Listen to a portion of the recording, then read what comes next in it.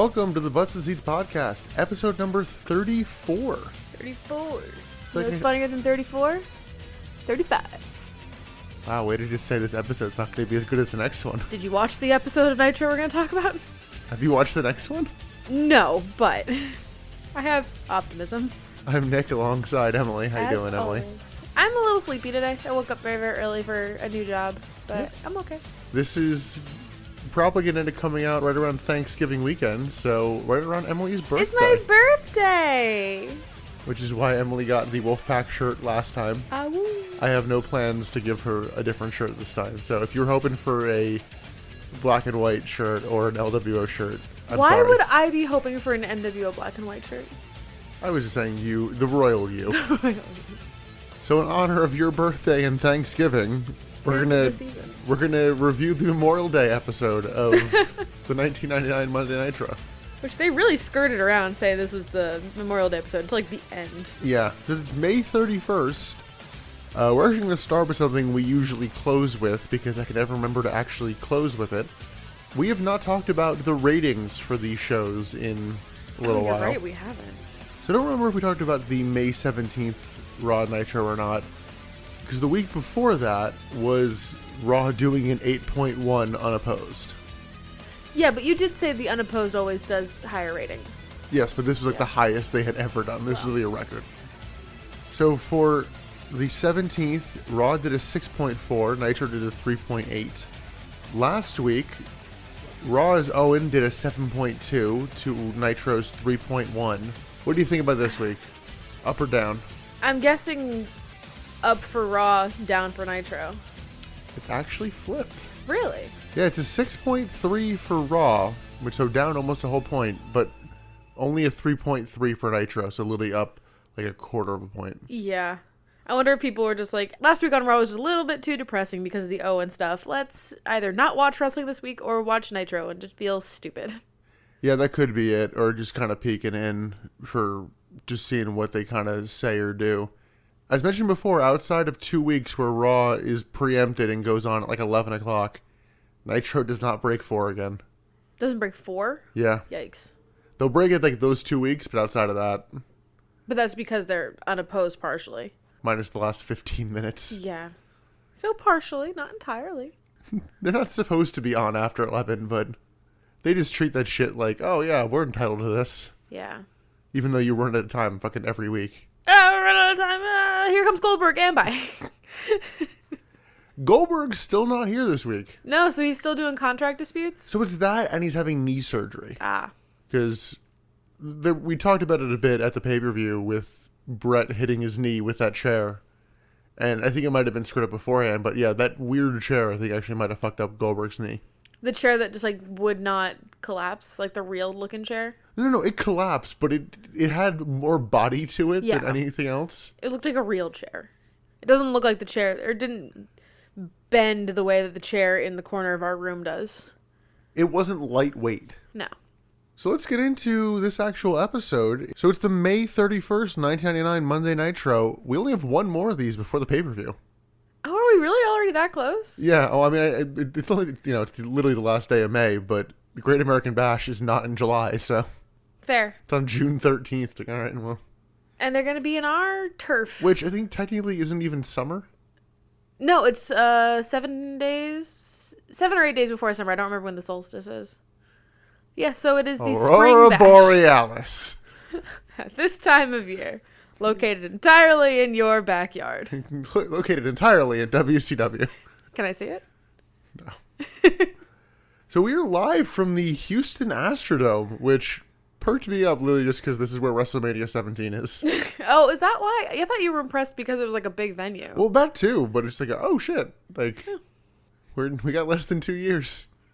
Woo-hoo-hoo. But yeah, Nitro just occasionally gets bold and is like, let's go from this massive stadium. Because again, this is where they held like a WrestleMania. And did they say that this was sold out? I feel like they said this was a sold out Nitro. Yeah, but you can just say that. I don't know if it actually was. I did feel a little disrespect. Not to me personally, but they did refer to this by its like actual nickname, which is the eighth wonder of the world. And I'm like, how dare you? That's the Big Show's father. I thought that was China. No, she's the 9th one of the world. Andre's the 8th. Oh yeah, and he's Big Show's father. There's Sorry, so much kayfabe. He is the Giant's father. There's He's so not. much He's kayfabe. not Big Show's dad. So we don't start in the arena though. We start just unprompted and unnarrated. It's Raven arriving in the parking lot, and then he just gets blindsided by Bam Bam Bigelow and DDP, The Jersey Boys. and they just throw him in a dumpster. This is like the actual parking lot for the Astrodome because there were fans behind them. Yeah. Can you imagine just like parking your car and then seeing this shit happen? But yeah, they just threw Raven in a trash can or in a dumpster, and DDP like slams the dumpster on his head. No, he slams the dumpster lid, not the actual. Yeah, I was just saying, like, he would be Like- murdered. Yeah, and that's Raven written out for the night. Like, yep, he went to the hospital. Yeah, he's And- hospitalized at the end. We do not see him. No, so you could believe that he actually is hospitalized. We then get a recap of last week's Nitro and Thunder. And watching the Nitro part of the recap, I realized we really glanced over the fact that Lex Luger came out in a fucking Sting monster truck. We What really the fuck did. was that? Why did we glance over that? Because that was I don't know. a lot.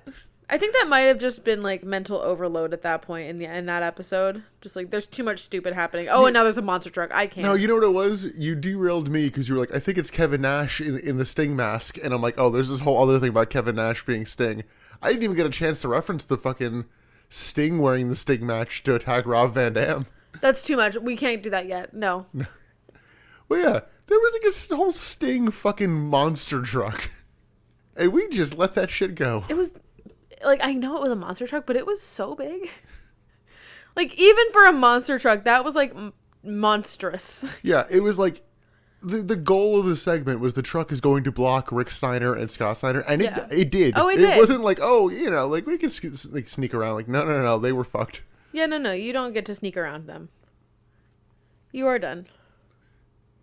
You know what it was? I don't think it was silly enough. I think that was the issue, was the truck didn't look silly. It wasn't the Hulk Hogan with the big fucking arm No. monster truck sumo match. Oh god. No, it definitely was. It definitely took itself more seriously. Which we will eventually review that pay-per-view. The one with the sumo arm things. Yes. Jesus. The monster truck sumo match. Oh god. And the Yeti. Is the Yeti in that? That's the same pay-per-view. Oh my god, really? Yeah. I thought that was in like the 80s. No, this is 95. Okay, still before our time then. Yeah. I'm saying we're just like, that's a bonus We're gonna episode go I have backwards. planned. Okay. But back to the promo, it also highlights the end of the Horseman, which we also didn't really address. I guess because we weren't sure at the time, but like, I thought we did. We did mention the end of the Horseman. I'm saying we didn't really, like, the severity of it, of like, the Four Horsemen is a stable that's lasted, like, through years and years, and like, this is the end of it. Yeah, I mean, it's kind of sad, but also I'm not surprised. It's fucking Ric Flair, you know? I'm a little surprised they didn't try to do it in WWE. The closest you get now is the honorary Four Horsewomen, which Horsewomen, it's not the same. well, I'm trying yeah, to think of, it's not even like a real stable. It's like a backstage kind of thing. And how many years did we have of Rick, Dean Malenko, and Chris Benoit in WWF together? I Because I think know Rick comes in late. no, yeah, I think Dean is pretty much retired by then. That's what I'm thinking. There was never an opportunity. Yeah, but there was, there were Four Horsemen, a lot of versions of that long before Dean and Benoit. Yeah, but I'm thinking it's like the most recent version, and it'd be like the most marketable, I guess. I'll put it this way: when they went into, I know you can't put one of them in the Hall of yeah, Fame, no. but when you went to the Hall of Fame, no one batted an eye that it was the classic, 80s Horseman. Who were the 80s Horsemen? That's a peak, yeah. That's the thing. Like, I don't know the 80s Horsemen. It's Rick Arn. So I think the version that went into the WWE Hall of Fame was Flair, Barry Windham, Tully Blanchard, Arn Anderson, and J.J. Dillon as their manager. Oh, well, I don't think of them. Like, I don't know 80s Yeah, but wrestling, this is more old school kind of thing. Yeah. I don't know. I just think, like, if for timeliness, if they had done the Horsemen and gotten Dean and Chris with Ric Flair, I think that still would have been a big moment. I bet in there was a WWF. discussion around, I forget if it says in 2003, where they do Evolution, of if that was going to be the Four Horsemen. You know, Yeah, there had to have having been a Flair, discussion. Triple H, Randy, and Batista. That's such a random assortment of men, though. That's literally evolution. I know, but how would that be horsemen? Like, that doesn't have enough connecting I'm wondering. Yeah, factors. I'm guessing that's why they decided to bail Because on by it. that same logic, why isn't that DX? There's one guy in there that was in DX. There was one guy that was in the Horsemen. I kind of get your point, but DX is more. I hesitate to use this word because this feels cringy, but like there's more of an attitude to that Oh, shut versus no. Like I don't mean that in attitude era. I mean like literally like you need to be a bit childish to be a member of DX versus being a horseman is just like I'm a good wrestler. Yeah, I guess that's fair. But yeah, that's just like that's the end of the Horsemen, and it doesn't feel like it's this massive group coming to the end. And maybe it's because they don't know that that's it. Maybe they have plans to bring it back. Maybe they don't. I don't know, but They don't. I mean, they might not have had a chance to even like plan for them to come back, or maybe if they had the plan, you know, the Radicals as they become just left before they could even make the story happen. well, they don't leave until January. And I'm not even saying like, oh, Benoit and Malenko come back. I'm saying the idea of the Four Horsemen, because most of these guys weren't horsemen, you know, before 8 months ago. I mean, they really talk about that in this episode, but yeah, I wonder if there was this isn't meant to be the full end and they just never got around to bringing them back. Yeah, I wonder if it was like in the cards, but Flair was just being so on his high, for lack of a better term, on his high horse and enjoying being on his own and just being his stupid doopy self. And it might even be a Vince Russo thing. I don't know. The closest you get to them becoming a thing again is in TNA. You had Ric Flair leading the Fortune group. And they would literally do the four fingers up like the Four Horsemen. But they don't own the copyright. I was going to say, is it. that term copywritten? I'm guessing WCW owned the copyright. And so WWE currently owns it. Is it copywritten or copyrighted? I think it's copyrighted. I don't want to talk about this episode, so I'm going to keep going on these tangents. Well, too bad. We're copyrighted. going back to the episode. Actually, we're going to go to Thunder because we're still in the opening. So we're not even talking about this episode. Yeah, Tank Abbott was there, which means nothing to you. Virtually means nothing to me other than the fact that I actually remember bits of the death of WCW. I remember some of it. But yeah, Tank Abbott is a UFC fighter. Depending on how you measure these things, he potentially had the worst record of anyone ever at this point. Oh, really? He was 8-10. But it's basically a thing of if you lose enough matches, you just don't fight anymore. So, at least in terms of like in the UFC, like CM Punk lost 2 fights and Dana White was like, I don't really see a reason to have him fight again. Like he kind of proved he isn't this territory of fighter. Then how does Tank Abbott, just like in comparison, how does Tank Abbott have the worst record? My guess is it's the most quantity of losses. Oh. Would be my guess. Again, this I thought is it was like ratios. Yeah, this is like the talk at the time. It's kind of relative. That said, 8-10, also not great. But his thing was he would have like spectacular knockouts. And so that's what it was like listen, he's probably going to lose, but all it takes is one good shot and he'll fucking win kind of thing. Yeah. So yeah, Tank Abbott was there and he got into an altercation with Rick Steiner. And he's like, oh, fucking wrestling, fucking fake. And somewhere Doink the Clown is like, how dare you use that word? My father's not fake. Additionally on Thunder, Randy Savage is looking for Buff Bagwell and then just attacks him and Disco Inferno. I was convinced this was the Send for the Man segment. It just turns out Randy Savage wears that top more than once. Oh, is that what you're looking at? Was like the shirt that he was wearing? This is the shirt. It's better. I recognize that shirt from this clip, and I'm like, when does this happen? Okay, we have a little while. And it happens on Nitro, so we will get to it in our main timeline. This is where we get Tank Abbott saying, oh, the guys aren't hardcore, which I thought was like, oh, you're going to enter that division? Okay. I mean, this episode, and like, I don't know if you caught this too, this episode felt very hardcore centric. It felt like there were a lot of hardcore matches. And this was all kind of like preluded with Tank Abbott in the recap being like, oh, these guys aren't hardcore. And then it was just a bunch of hardcore matches. So there's not much else to note from Thunder. We then get the Nitro girls, and we're actually starting to notice, like, okay, they definitely done this one before. They're becoming a lot more lackluster recently. I think that they're just not as clean and as tight with their routines anymore. And we constantly cannot tell if one of them is Kimberly or not. I don't think she is. In hindsight, I don't The think hair it's looks Kimberly. a little too big. It's too big, yeah. But yeah, I don't know who's there and who's not. They don't really highlight them a great ton. No, they don't. They used to. I'm like, is Whisper still there, or is she married Shawn Michaels at this point? I can't even tell you which one Whisper was. She's the one who married Shawn Michaels. That's not helpful. That's how I know her. So yeah, Nitro Girls, they have an off night tonight. Commentary plugs a Rick Steiner and Sting cage match. How could you possibly hear that? The pyro was so freaking loud, I couldn't hear anything Tony Schiavone was saying. I think it might have been the graphic. Maybe. And they also know that Eddie Guerrero is here. Interestingly enough, they're like, yep, he was in a car accident. They just totally dropped the NWO attacking him. Oh yeah, that was why he was written off. But yeah, they like are talking about like Eddie coming out and sharing his story about his car accident and his first time back on screen, and we're excited to have him. But they're like building it up like he's gonna come in later in the episode. Yeah, because the only thing they do in between is they talk about Tank Abbott and Randy Savage, and then Eddie's music hits, and we cut to him when he's like halfway down the ramp. Yeah, and he's not going to the ring. He's going to commentary. He's going to sit with commentary for a little while. Yeah, I figured this was going to be a big, like, I'm back promo, and it was just like a really subdued, hey guys, I'm really happy to... It was weird. It's like bordering on NPR levels, just like... Oh. It was weird how, like, quiet he was and how, like, you know, unenthused he was to be back, I guess. But it was also strange to me that they showed pictures of the car crash. That struck me as strange. I forget what it was... But I think it actually was after Eddie left, Bobby Heenan made a line of like, yeah, there were like 24 people in that car. And like, it got real quiet. And Tony's like, we apologize for that. I did hear that bit. I thought he was saying there were like 24 people involved in the crash. No. He was doing a bunch of Mexicans squeezed into one car joke. Oh, yeah. I didn't catch the racism angle.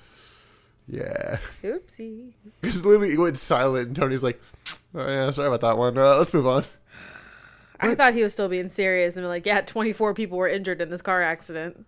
No, he's just being racist. I love the 90s. But Eddie shakes hands with commentary, talks about the accident. And he's like, you know, he's happy to be here. And he kind of kills the mood. It's real like fucking downer of like, you know, yeah. So I just want to thank everybody that I'm here. It's like, Eddie, I'm happy you're okay. But like, I mean, I guess technically speaking, we knew you were alive and fine months ago. Yeah. Now that you're back, we want to see you in more lively in a wrestling context. Like, come out and cut a promo. Interestingly enough, he's like, I want to thank Eric Bischoff for, you know, keeping me employed during this time. Like, really trying to push that face turn too. And I'm like, did you also notice when they were going through like what happened to him, like his injuries? They didn't say he broke his hip. He broke his hip socket. That's what it was. Yeah, like, oh, Jesus. His hip socket? How do you break that? Lacerated his kidney or something? Like, What the fuck, man? I was just so... I've never heard anybody break a socket of anything. Like, I've heard it be, like, dislocated. How do you break a socket? Oh, Eddie did come out to the LWO theme, by the way, but that's just... Was it the LWO theme? I guess it's just his theme as well. I don't know. Because the Guerreros come out to that in like 2002 SmackDown too. So I'm like, is it just... I realized in this episode that there are like 3 people that maybe... Okay. There are 4 people that I can think of off the top of my head that when their music plays, I know that it's them coming out. Like we used to do there's not a lot of great themes. No, they're really unmemorable. Like, we used to do that game, like, or you used to play this game on me that was, like, just fucking cruel, really. Before I really knew anything about wrestling, Nick would just play a playlist of wrestlers' themes and be like, okay, whose theme is this? I'm like, I don't know. I know 3 wrestlers, and I don't know this song. He's like, it's the Undertaker's theme from 1992 to 1992. Like, what? You can just say in 1992. No, that's what you do. You give me, like, a range. That's from March 92 to February of 93. Like, I don't know. To be fair, that was still with the funeral march, and you should know who that is then. Not the point!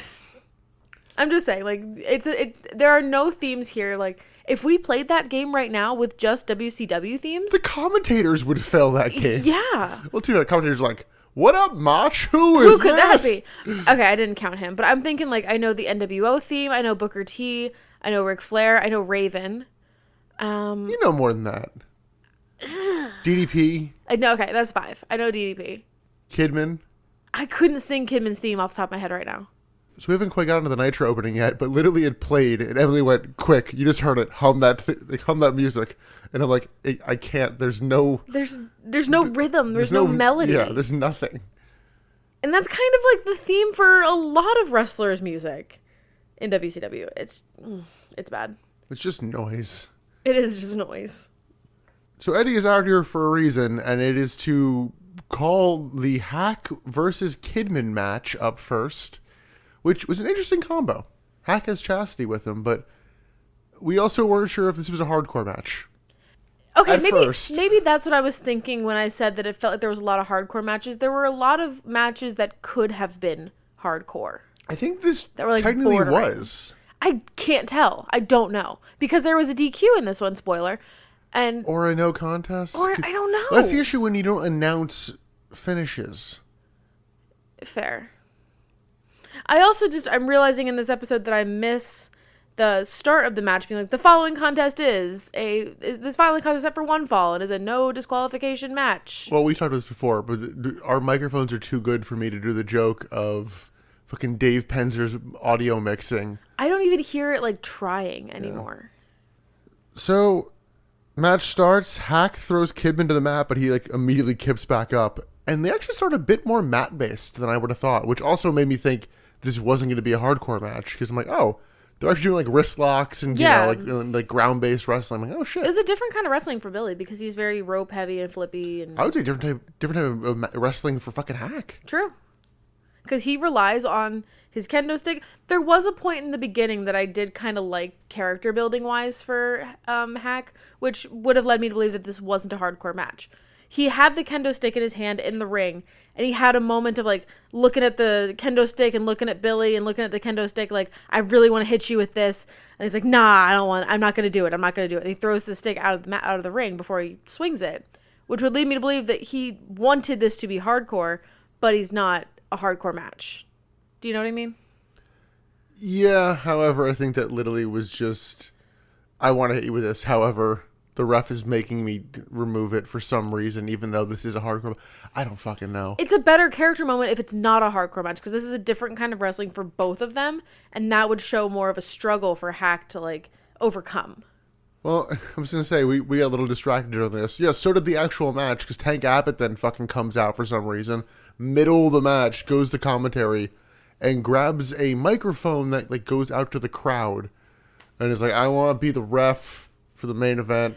This struck me as really weird, because he didn't interfere in the ring. So while he's cutting this weird-ass promo, the match is still happening behind him. Yeah, like, they don't even pause. No, they don't pause. Oh, what the fuck's this guy doing? Like, Tank Abbott goes to commentary, takes the mic, and talks to the crowd while Hack and Kidman are still just, like, grappling in the ring. It was very strange. Yeah. Once he's done with his whole thing, Kidman actually does try to, like, pick up the pace and, like, get the crowd back. God bless him. Hits a vault to the outside. Chastity then grabs a chair and gets on the apron.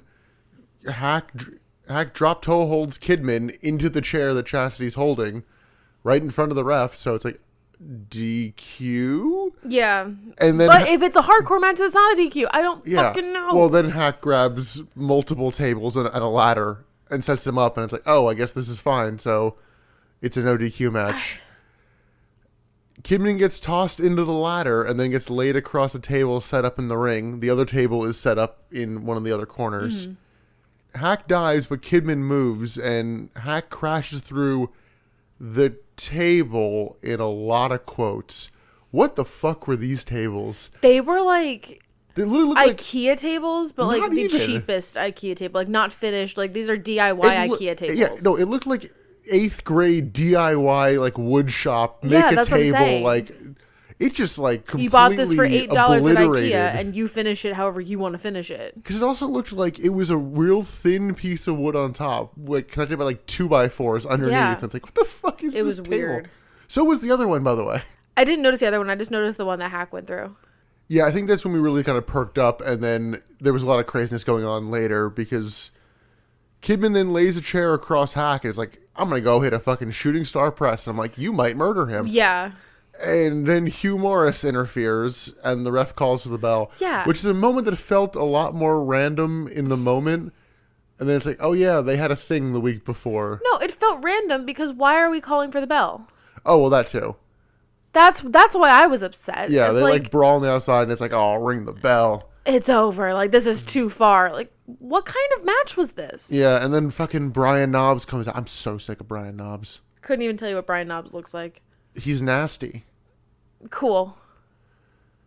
He comes out, hits Hack with a trash can a few times, then throws him through the remaining table, and does his, nasty as I want to be. He calls somebody out.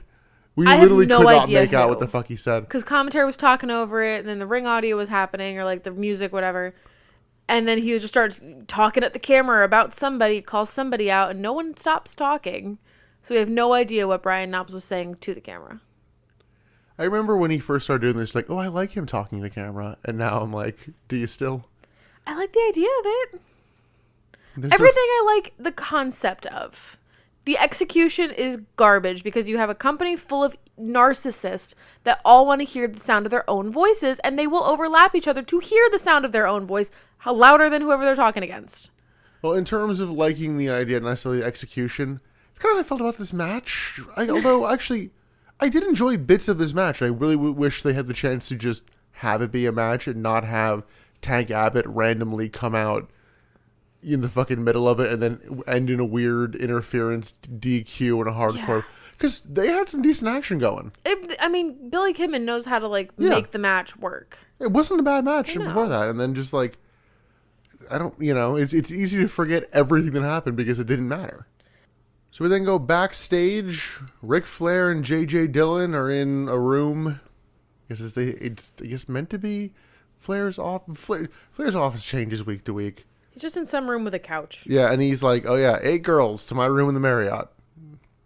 It's like just ordering women. Ordering women to his door. Yeah, Flair talks to J.J. Dillon and is like, is the elbow drop banned? Like in terms of Macho Man Randy Savage's. And it's like, yeah. He's like, who banned it? It's like, you did. It's like, it's banned. It's like, yeah.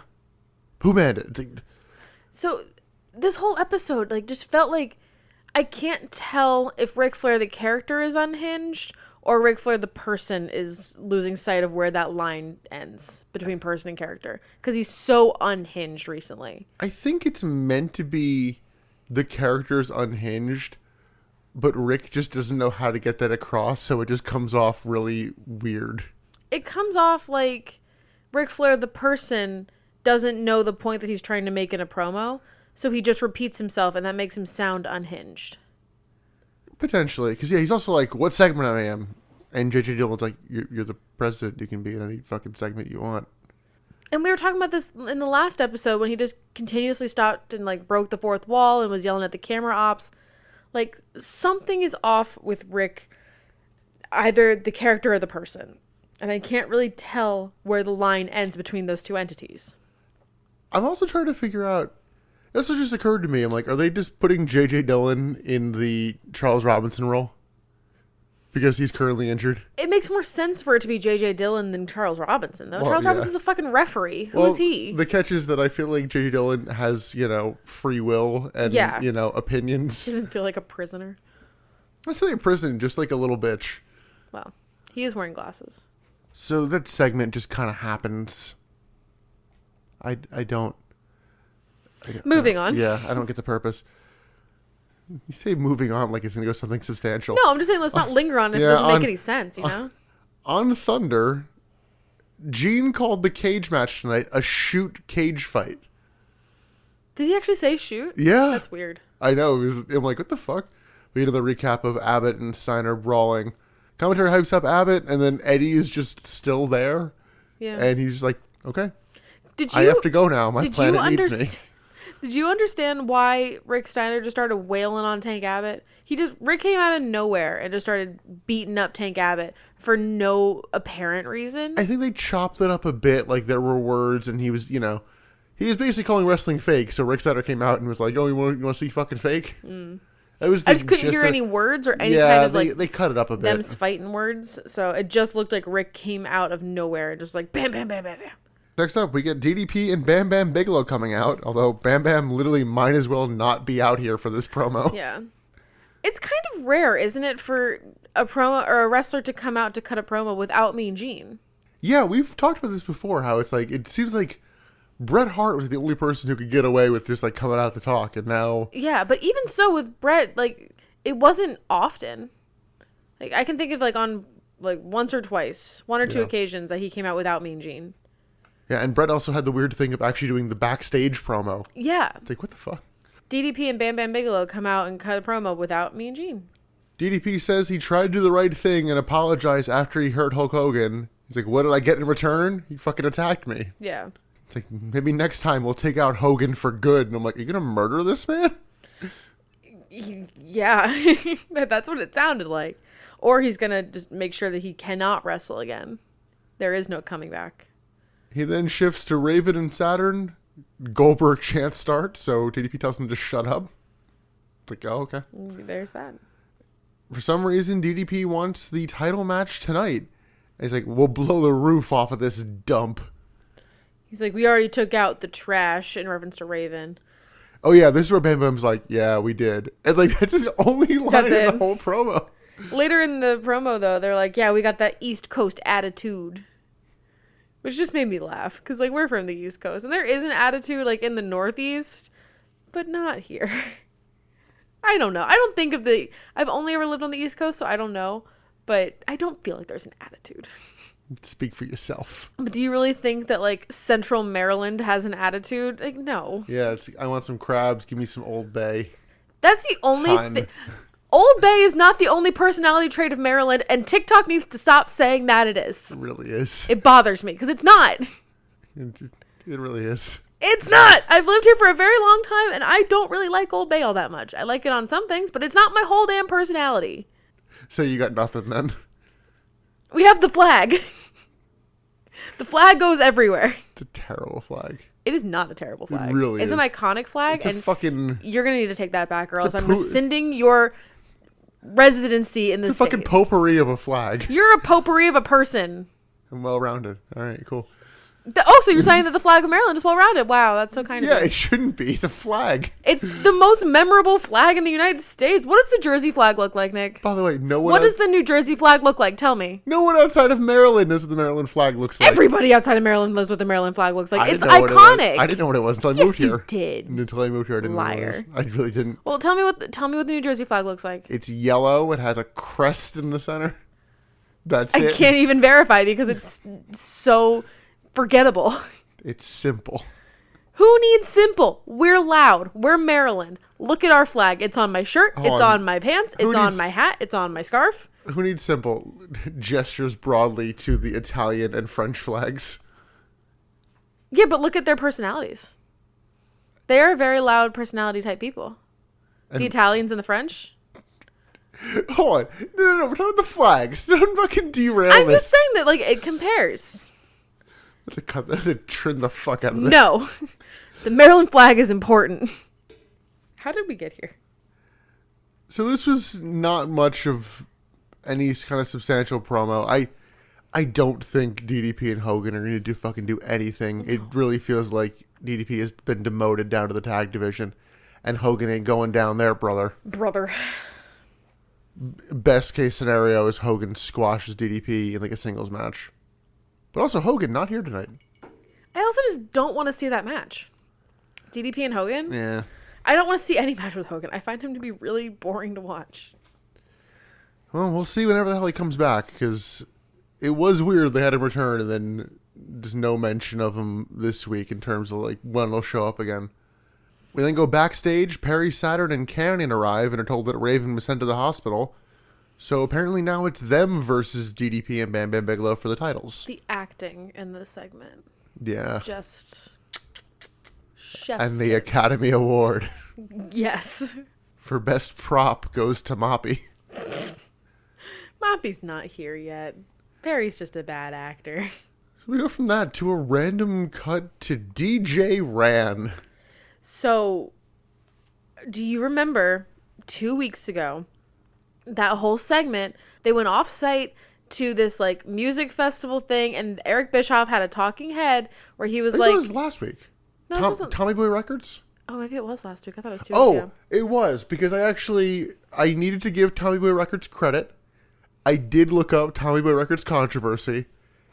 and I really didn't find anything. Oh, good. So, I have to, I'm sorry I doubted you.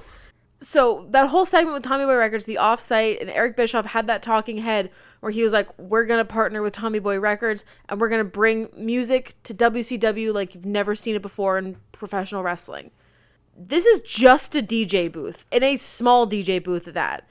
Is this it? I swear they cut something off Peacock. I looked, they didn't.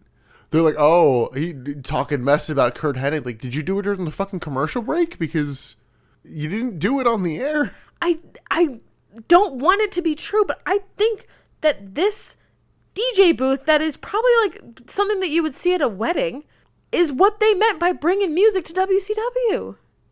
So Kurt Hennig then joins commentary and is like, yeah, DJ Rand had a problem with you and what you were saying with rap.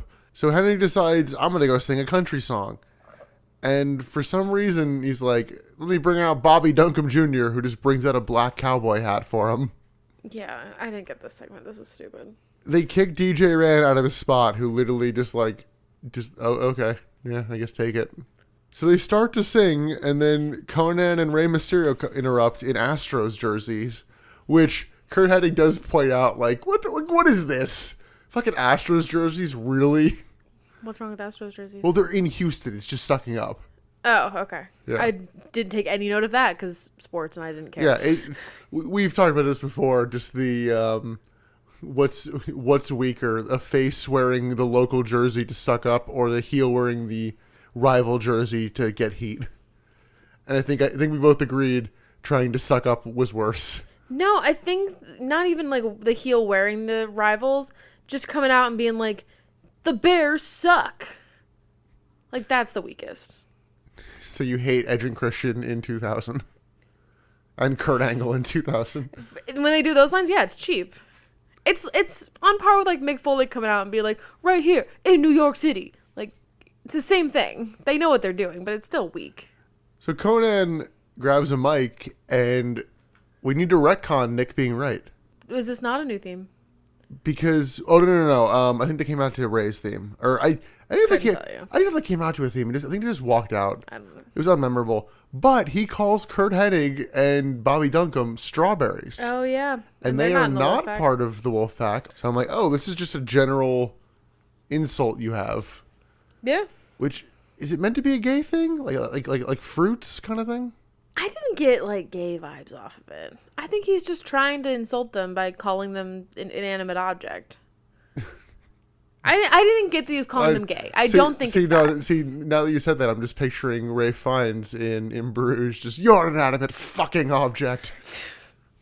They sloppily talk over each other, talking mess, and then start to brawl, and security breaks it up. With the right editing, this storyline is a Disney Channel original movie. You're not the totally power wrong. of music. Which music is better? And then at the end, they're going to come together and write a country rap song. After the break, Tony announces that there will be a tag team match later between these four men. I am anxiously awaiting the actual song of Rap is Crap. Is that actually a thing? Yes, and we'll talk about it more when it actually comes out. But it did actually make the charts. Oh, God. I don't give a shit about this segment, and it's stupid, so I'm just gonna move on. Like, it's this whole episode is just segment after segment that I'm like, can this just end? It's so boring. And then like this storyline has been dragged out for weeks at this point. I'm like, why? This is week 3 of this. This has to be. I forget how long this has been going on, but it does feel like weirdly intense. Given the subject matter. Exactly. Like last week, it was Kurt Hennig's like, oh, rap kind of sucks. Conan, it's like, I'll fucking kill you. It's exactly, like, Jesus. Yeah. But, and like all of Kurt Hennig's rebuttals have like, I don't know, semi-racist undertones. I disagree. I think. Really? I don't think he said anything that like. I think the fact he doesn't like rap, people just kind of assume. But there's been nothing added onto that. Or like any kind of buzzwords to where I think it's just associating. The music genre rap and the music genre country have just such connotations amongst them. Yeah. it feels like it has racist undertones. And maybe that's just my projection. However, he is feuding with a Hispanic man, not a black man. So there is that. Yeah. Let's move on. You want to talk about Van Hammer and Evan Courageous? Not really, but we have to. Well. I have a very niche version of this game to where I'm not even going to do the sound cue for it. But Van Hammer, who's that Pokemon? I didn't even know what he was wearing. He is the pre-evolved version of somehow both Test and DDP. What the fuck? You're not wrong, though. It's like a branching evolutions thing where it's like the Canada Stone or the Good Wrestler Stone. Which one do you want? Which stone did Edge get? He's not a pre-evolved version. Edge isn't involved here. Edge is the evolved version of Test. No, he's not even included in this. He's too good for that. He's Canadian with long blonde hair. What are you trying to say? He wears leather. So is Christian. Yeah, he can be on this branch, true. We should make a tree of this. No, we're not doing that. Long-haired, blonde Canadian in wrestling. Yeah, Jericho. Yeah, there are a lot. Trish Stratus. You know what? Oh my God. It's meant to be a simple joke. I want to move on to this. They all wore leather at some point in their careers, too. There's correlation, man. Anyway, that was a good joke. Good job. Proud of you. Yeah, there are certain Pokemon that can do the branching evolutions. Like, can you name any of them? Eevee. Yes. Yeah. Eevee has so many, I just forgot. That's why there are so many. Depends on which stone you get. I was thinking like Poliwhirl or Slowpoke. No, Poliwhirl evolves into different things. To Poliwrath or Poly... Toad. Oh, I never get Politoad. Yeah, you need to do a trade with a King's Rock. I don't think I've ever had a King's Rock. Which is also the same way you evolve Slowpoke into Slowking. That makes sense. Yeah, I don't think I've ever held a King's Rock. Well, good thing you weren't traded doing it. You never know what happened. So Courageous is wearing his tearaway pants again, which I don't think we realized were tearaway last time. No, we had to back up because you were like...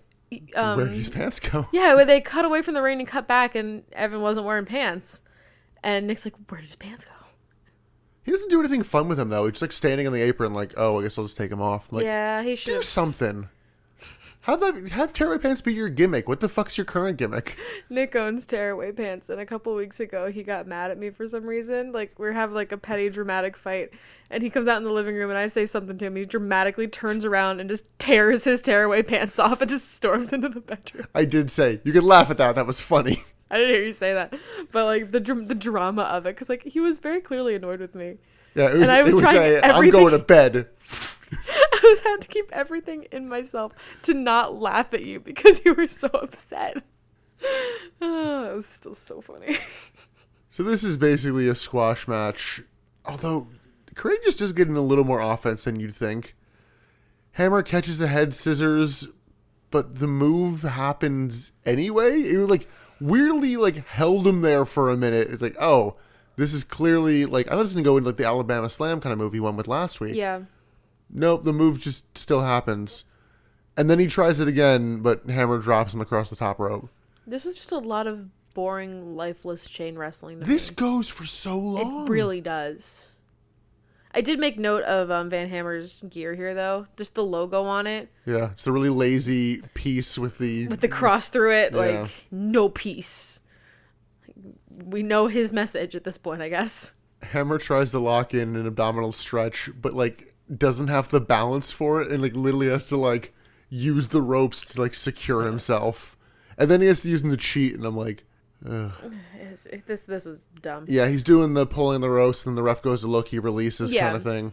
Hammer hits a delayed superplex, which looks scary at first, but actually was impressive once it was like, okay, they're both fine. After that, Hammer lifts Courageous up from the pin, which is a spot we'll see later in the night. In a very big evil Undertaker moment. Just, oh, go school. Go school, but. This allows Courageous to hit a springboard cross body, but then gets caught with a Cobra Clutch slam from Hammer and gets the pin, which I swear he did last week and it wasn't a pinning move. I couldn't tell you. Yeah. I can't even remember his match last week. I remember us talking about his gear, but I don't remember his match. He wrestled Chavo. I remember us talking about Pepe. Yeah. I don't remember anything about the match. What are the odds they do anything with Van Hammer? Low. Yeah. I agree. Low until people start leaving. Even then. You know who I just remembered exists and hasn't returned? Berlin. Yeah. Where the hell is Berlin? Well, they took him off TV because of the Columbine stuff. We talked Was about that actually why? Yeah. Oh, I thought that was just speculation. No. He looked too similar to it, so it's like, let's wait this out. He'll come back eventually. I don't know for how long, but I know he will actually wrestle as Berlin. Yeah, I was just thinking about him. We go from that mediocre match to a Mean Gene interview with Roddy Piper. Gene also notes that Piper is juggling WCW, movies, and his wife and 6 kids. 6 kids. Also, he's not really juggling movies. Yeah, what movies was he in? The main one everyone knows, which actually is a good movie, is called They Live. Okay. It's a John Carpenter movie. I only know him as what should be an award-winning role as the Maniac in Always Sunny in Philadelphia. Remember, the Maniac loves you. You got kids, Maniac? No. Not anymore. I'm actually looking up his IMDb because the only one I can think of is Hell Comes to Frogtown, but that's in 1998. Hell Comes to... Sorry, 1988, not 1998. Fun fact for the listeners, Roddy Piper is Nick's desktop background on his computer. It's him as Mufasa going, remember, the Maniac loves you. I didn't know who that person was for the longest time when we were dating. He's in a TV series called Mentor. I don't know. I think it's like a one-off.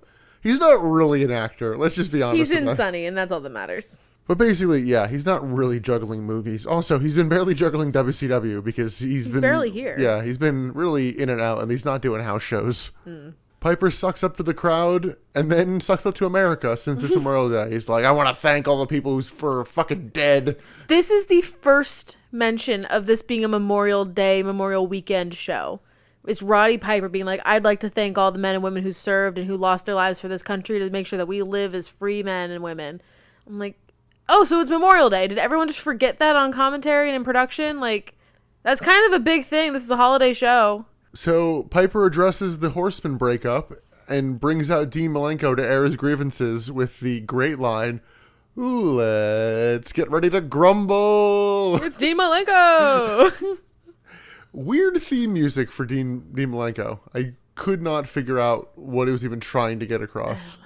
It was not the knockoff Goldfinger theme he gets later.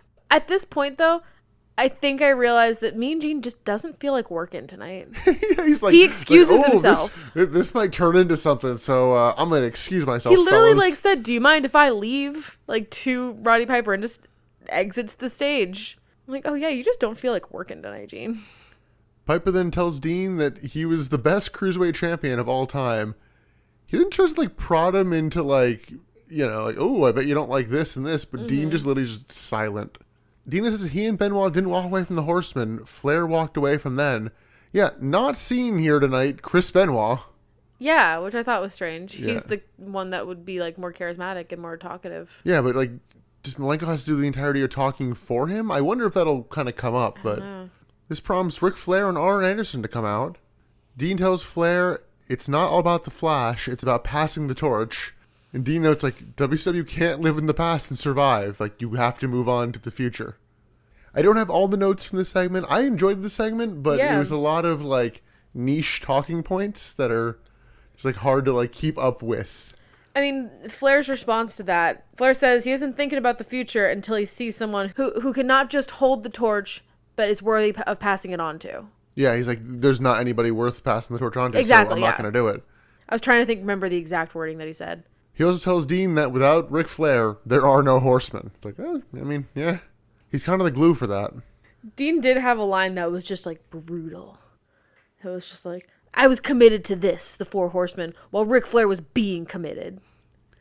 Damn. Yeah, Arn tries to, patch things up, and he's like, look, basically, you haven't said or done anything yet that we can't forgive. But, you got to basically get back in line. Yeah. And Dean's like, I told you I would do anything last week. That was last week. And he walks out. And that's it. Which just leaves Piper in the ring. I did laugh. We glanced over it, but Flair tells Piper, I'm glad you got a job as a mic stand for the night, because he did has nothing say that to do during this whole promo. That was cruel. That was a good line. Piper then tells Flair he'll see him in Baltimore, and then Flair blindsides him, and the two brawl, including Piper taking off his belt and whipping Flair. Flair bails to the outside like 3 or 4 times, and then just gets back in the ring, and then gets beat down again, and then bails again, and then comes back. It's real long and sloppy. But then they brawl like semi up the ramp, and Ric Flair kind of runs off again. And did you see our special guest appearance of a Nitro girl? Okay, yeah. Funny thing is, I wrote it down, then I went, oh, they're not next, so it wasn't that. But they go to commercials, and clearly during the commercial there was a Nitro girl. But there was just one Nitro girl that clearly missed her cue or something and came out early and was just like standing on the ramp and was making a very apologetic face at Ric Flair as he was running up the ramp. Well, there was also so the awkward. women at ringside who were clearly sponsored by something. Oh, and yeah. Ric Flair like sees them and is like, no, quick, come brawl over here with me. I couldn't tell what they were sponsored by. I was so ready for Ric Flair to get thrown into the front row on the women. Because onto them, yeah. Yeah, I mean, that spot happens in wrestling sometimes. I can't tell what they were sponsoring, but I didn't see it as like him trying to give them sponsor time. Really, it was just, really good sponsorship then. Right? I thought it was just like Ric Flair saw attractive women and was like, let me show them how attractive I am. Like, honey, no. To your right, did lead to him getting just fucking chopped and beat down right in front of him. So, thoughts on this segment? The tone was all over the place. I really liked the Dean Malenko portion of this. Yes. It was a matter of, once the brawl kind of happened, it just... Basically, once Ric Flair came out and started talking, it was ruined. Really? Okay. I thought literally until Dean left, it was fine. It was fine. I don't know. I think that the tone of it was getting lost. Or getting confused, maybe. This would have been a better backstage segment. The fact that this was in the ring made it totally confused to me. I am enjoying Dean's work during this, and we'll have to kind of see what continues to kind of happen with that. Because I'm hoping they actually give this Horseman kind of breakup an actual pay-per-view thing. Yeah. I mean, obviously it won't be the next one because he's facing Piper, but and I hope they give it the time it deserves. Yes. It is nice also to hear Dean Malenko's voice. Yeah, he sounded real hoarse today. He just doesn't talk, and I like to hear his voice. And you know whose voice I don't like to hear? Eric Bischoff? Yeah. Well, too bad. He's on commentary. Looking real old. He really did. He looks older here than he does now. I'm like, how? This is the fact 22 years ago. His hair is so gray, but it's also so fluffy that he looks disheveled. It's not even gray. It's white. It is, yeah. But it's fluffy enough that it looks unkept. And that, like, adds to the old man of it. And he's wearing glasses. You know how I feel about glasses. The man's wearing glasses. He's here to call Conan and Rey Mysterio versus Kurt Hennig and Bobby Duncombe Jr. I keep wanting to write Bobby Duncan because that's a more common last name. Bobby Duncombe. Rey and Conan come out to what might be a new theme. Stop. And for some fucking reason are in prison jumpsuits. I was tempted to ask if you wanted to do Who's That Pokemon, but I was like, who would we do? Who's the Pokemon? Nails. They are nails. Hold on, Nails is a steel type. All right, hold on. That's they are Skarmory. Congrats, Rey Mysterio is Skarmory. He's high flying and steel like nails. Oh my god. Oh, God. So the country boys come out. Henny grabs a mic and is like, "We're gonna do another song," and starts singing about Texas. And then they get blindsided by the Faces, which was, I thought, an interesting choice, but then, they got cheered the way they wanted to. It was bold of them to do this whole country music fucking sucks storyline in Houston, Texas. It was bold. It ended up working, but it was like this really could have backfired real easy. It really could have, you're right. And for, to do a music angle in the South at all, it really could backfire. Well, to my understanding, that's basically what happens with this angle is they bring in a rap group that no one cares about, and it's like, oh, Rap is Crap is a fun song. Let's cheer these guys. Somebody tells me it's not a good song. I don't know. I want to do a live listen to on the podcast. When it comes up, yeah. I agree, we should.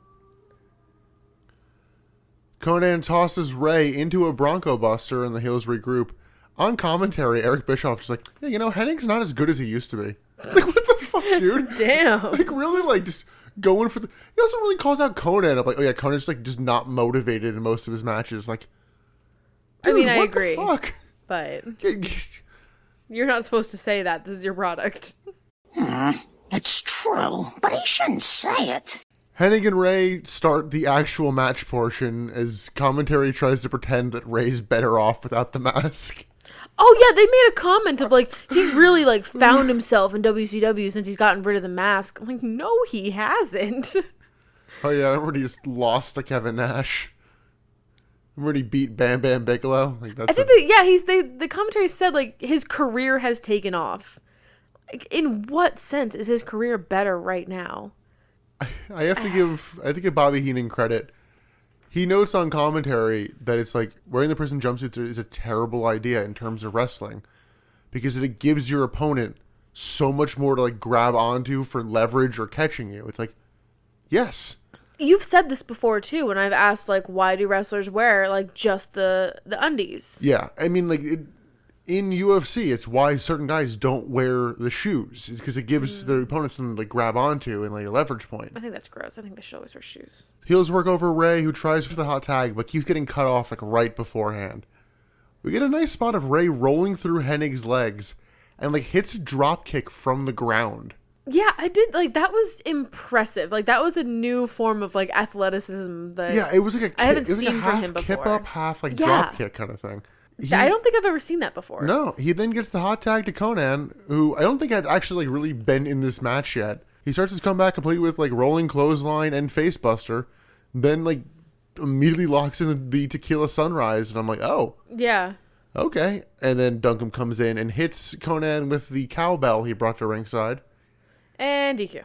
Yeah, DQ. I'm like, oh, god damn it, really? I was actually kind of enjoying this match too. Yeah, I think this match is going to be a blueprint for what Rey Mysterio and Conan tag team matches are. Yeah. Of Rey doing 85, 90% of the work and Conan just coming in for a little bit. So post-match, they beat down Conan and Rey, and then they hog-tie Conan. Yeah, where did these chains come from? They like pull out these two big like chains. Well, rope. Was it rope? It was rope. I thought that was like big link chains. No, it was the same rope that the cowbell was on. Bobby Duncombe just comes down to the ring with this cowbell and rope. I really thought they were chains. Okay. No, well, weirdly enough, with the chain, during the match, Hennig tries to choke Ray with his chain like he was doing to Conan all last week. And the chain just breaks, so it's like, oh, that's that spot not in this match anymore. It's like, okay. Well, yeah, I wonder if they were going to do something more with that chain and then it just broke. I'm fine with it considering last week that was the majority of the match. Just choke, count to 4, choke, yeah. It was kind of funny seeing Conan hogtied, but... It was. I did kind of like that. Yeah, we'll see what happens to the guys at the pay-per-view. There's not a lot announced for the pay-per-view at this point, so we'll have to see what happens with them. I'm assuming this match is also going to be at the pay-per-view. From there, we go to Randy Savage coming out alone and says there's a rumor that Nash isn't going to wait until the Great American Bash. He says he's going to fight him tonight and then has this whole thing about Kevin Nash being in the closet and gay jokes. Gay jokes. Oh, it's funny because he wears makeup. Because remember when Randy put makeup on him? Makeup, he's gay. It's funny. But then like Medusa runs down, and not just Medusa, but corporate Medusa. Yeah, well, she's in like a blazer suit. Well, like only a blazer because Jesus. No, she was wearing pants. Well, I'm saying like up top because there was a lot of bouncing going on when she came out. But corporate Medusa, I thought she looked good. She's like, oh, Nash is here.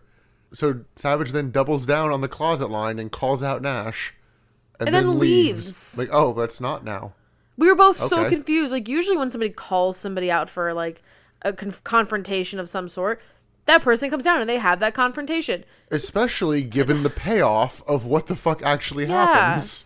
There was no reason to wait on this. There was no reason except for I'm Kevin Nash and I want more of a spotlight. No, that'd be Randy Savage. Kevin Nash isn't even involved in that segment later. Oh, you're right. You just hate Kevin Nash that much. I really do. So we go backstage, and DDP and Bam Bam Bigelow check on a knocked out Canyon, which it's implied they knocked him out because it's never really shown or anything. And so that begs the question of who's going to be in the tag match later. Yeah, so we'll wait and see on that. We cut back to the arena. There's an Owen Hart sign. Eric Bischoff tries to give a Bret Hart update, but then Eric Watts' music just hits, and he does the promo to camera right over Eric Bischoff talking. Talking about like how we send our thoughts and prayers to the Hart family. I'm Eric Watts, blah, blah, blah, blah, blah. Because this match he's out for is going to be Eric Watts versus David Flair. So with Tori Wilson, Ric Flair, Asia, and Arn Anderson. There was no build to this match. Like, usually with the David Flair matches, there's a segment beforehand of Ric Flair doing something fucky with the competitor. So Eric Watts comes out, and then just Ric Flair's music starts playing, basically. And I'm like, what? Why is Eric Watts going against Ric Flair? That doesn't make sense. Oh, it's David. Got it. Like, there was just nothing leading up to so this I guess that gave this me any one idea. wasn't meant to be thrown. This was just like I don't know. The way I kind of read it was that Flair thinks Eric Watts is shit. So it's like, oh, you can probably just beat him. We don't need to have the fix in. But it was weird to have this segment out of nowhere.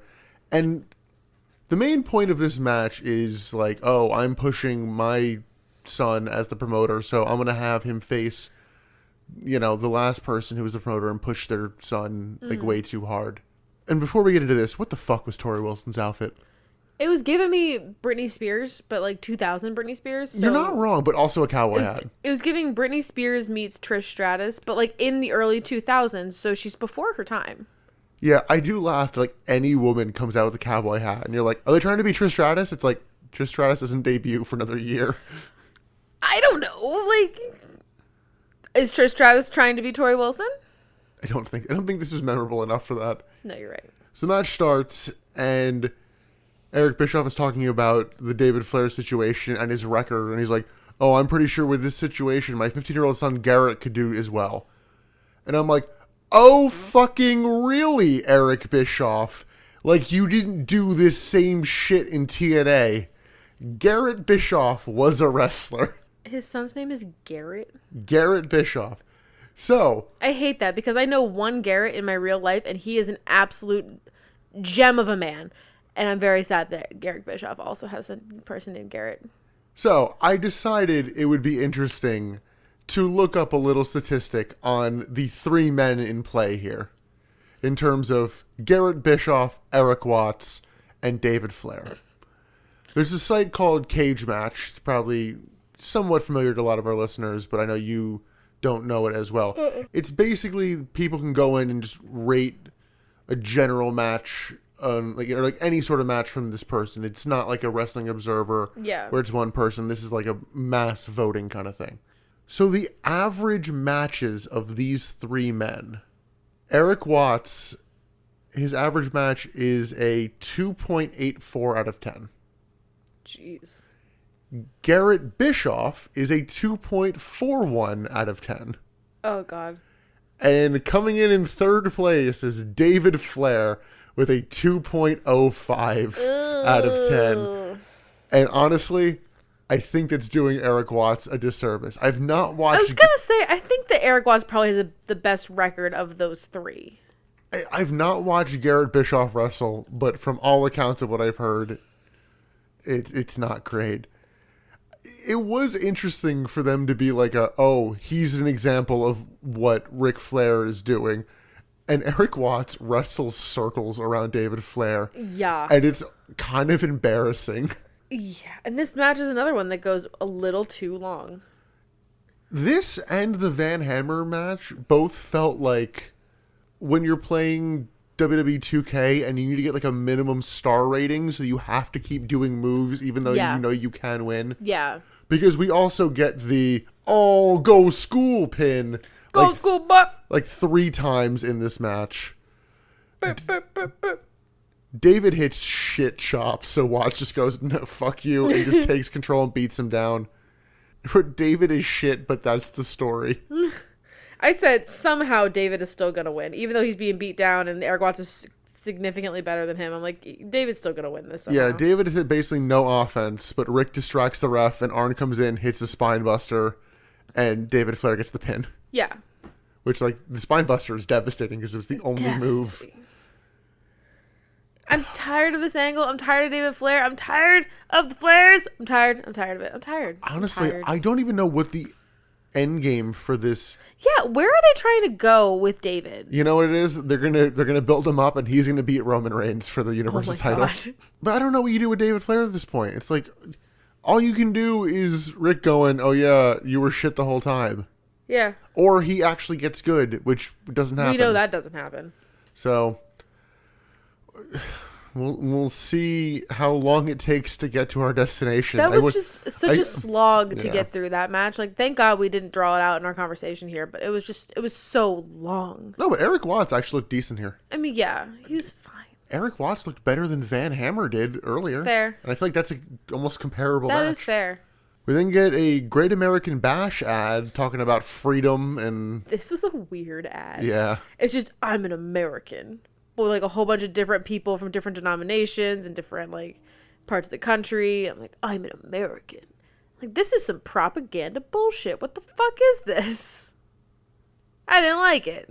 And this is, like, pre-Freedom Fries era, so... Freedom Fries? Wait. When was Freedom Fries? It was like right after 9/11, just like, oh no, everything's America and how great we are. Oh yes. We go from that to a clip of Randy Savage putting the lipstick on Kevin Nash from last week. Because we're gonna keep showing that clip over and over and over again. Apparently, it's the entire basis for this story. Yeah. Backstage, Buff Bagwell chats with Ric Flair. He's like, I want a match with Randy Savage. We actually didn't notice this when we were watching, and I want to point it out now. Because I did the edit for the last episode recently, Buff wrestled on Thunder, and, like, Randy Savage, like, tried to fucking re-break his neck. Oh, shit. I mean, kinda. It was, like, the targeting the neck kind of move. Yeah. However, do you remember the last time we saw Buff? It was on the previous week, but do you remember what happened with him? No. He got pile-drived on the exposed concrete at ringside. Oh, my God, yeah. They just brushed that shit off. Oh. I'm like... Yeah, I remember us talking about that. Like, that was dangerous. I'm like, oh, I imagine they're writing him off for a few weeks. Fucking he's on Thunder. Yeah, yikes. Oh, God. But, yeah, he wants to match with Savage, and Flair's like, no, Savage will kill you. You're not in his league. I kind of did, like, semi-respect Ric Flair in this. It's like, yeah, I'm the man. I could make that happen, but I won't. Because you're not in his league. Like, that's responsible. Well, it was also that, like, if I put that match on, he's just gonna win easy, and it's gonna be a shit match, and and then that looks bad on me. Yeah. But also, he's the president for life, and so it shouldn't matter. For life. So instead, Arn is like, go with Plan B. And apparently Plan B is, it's going to be Buff Bagwell versus beautiful Bobby Eaton. Now, tell me, Nick, is Bobby buff? No, he's apparently not. Is he the stuff? Apparently not. Then why are we even having this conversation? So Buff's not thrilled, and he's like, you put me there with him, I'll hurt Bobby. But they're also like, like he's, titan of the fucking industry. Like, he's like like a gold standard kind of thing. Mm-hmm. Which leads to an odd thing in this segment, an odd thing in the match. They do not know how to treat Bobby Eaton. I also could not figure out for the life of me what this man's last name was until we saw the title card. Bobby Eaton. Eaton. Yeah, so Bobby Eaton, we'll talk about this now as opposed to during the match, is one half of the Midnight Express, like a classic 80s tag team. And, is just that, like, solid hand to have around. That, like, kind of fiddly William Regal tier. He actually was tag team partners with William Regal. Oh. Maybe not necessarily the character work of a Regal, but, like, that solid hand can just that, like, base level of, like, if you can wrestle, we'll have a fucking great match. Right. If you can't wrestle, I'll drag you to something that's watchable. Yeah. Here, it seems like they're almost burying him. Like, oh, you can't fight Randy Savage. We'll give you this fucking shit wrestler. Like, I almost compare it to modern day, where CM Punk and Eddie Kingston are feuding. And he's like, you want to fight me on pay-per-view? And maybe you, like... You should be fighting on, like, one of the YouTube shows. Like, not even on television kind of thing. Like, that's how it kind of came off. But then... during the match, they're like, no, he's a good competitor. And I'm like, pick one. Right. So that match will be later. Next up, we're going to go with The Cat and Sonny Ono coming out. The Cat makes Dave Penzer announce him as the greatest of all time and the godfather of soul. Cat does his usual, I want to fight the crowd promo, and then calls out Scott Norton. And commentator's like, why? He will kill you. And that's pretty much what happens to start, because Norton comes out and just no-sells the Cat's strikes and then beats him down. Random split screen of the B team watching backstage. Yeah, that didn't make any sense because the B team wasn't saying anything or doing anything notable. They were just watching and cheering him on. Yeah, Sonny Ono then hands the Cat a crowbar and distracts the ref so Cat can use it and just gets the quick pin. It's like, oh shit. And then the NWO were just all pissy and they all like march out. But that's No, they don't march out. They're Do they like, not? no, they're like, oh shit, Scott Norton's gonna be pissed. Let's get the fuck out of here because he I will thought they were kill going us. to avenge their friend, and then I was like, they never show up in the rest of the episode. What the hell is that? Oh no, that would have made sense. However, they're like, oh, he's gonna be pissed off. We should get out of here because he's gonna be mad. Good friends. I'm like torn whether or not to look up when the B team ends because I do kind of want that cathartic moment of this is it. Yeah. But at the same time, I don't want the spoiler. But Right. this was nothing. They did make Scott Norton look like a legitimate threat. They did. But it was still nothing, and it was still the cat. Post-match on commentary, Eric Bischoff tries to put over Tank Abbott. He's like, oh, he's a bit nuts. Yeah, no kidding. Yeah, it was like they really didn't really say anything about him. They talked about him, but they didn't say anything. Yeah, they spoke a lot. No words were really said. They also know that the Nitro girls do perform during the commercial breaks, which I found good to know because I remember saying, I'm like, Nitro girls should be literally during the commercial break kind of thing. Like cheerleaders. Oh boy. We then get Randy Savage's music hitting. What up, Mach? Then we get about 4.5 minutes, and then Randy Savage comes out. He wanted his whole song to play. And he goes out through the ramp. Women come out from the side again. Just remembered, Gorgeous George not on crutches this week. No. Savage announces himself the next WCW champion. World Heavyweight Champion. Same shit. Yeah, whatever. I don't know. It's different in WWE, so. Yeah, I mean, they also occasionally call it the NWO WCW Championship, so. No one knows what the hell's happening. Kevin Nash's music then hits. And Ooh. a fairly tall dude in lazy drag comes out. Lazy drag. I wrote, I expect nothing, and I'm still disappointed. So, yeah, he comes out in kind of half Kevin Nash gear, half high heels and a dress. So he's wearing high heels, a sparkly red ball gown, and the NWO Wolfpack shirt over the dress. So it looks like he's wearing the shirt and a skirt with heels. He did have one element of the garb that made me laugh. And it was the big, sexy 99 sash. That was under the shirt. That was revealed later. It was revealed later, but it just made me laugh. Like, just in concept and the fact that someone had to go out and get that printed. And have that made. Can you imagine being the screen printer that made that? Like, what the hell is this for? So they make fun of him, and they're like, "Oh yeah, Kevin Nash is gay." I'm not even bothering with the actual verbiage because that's what they were saying. I don't remember.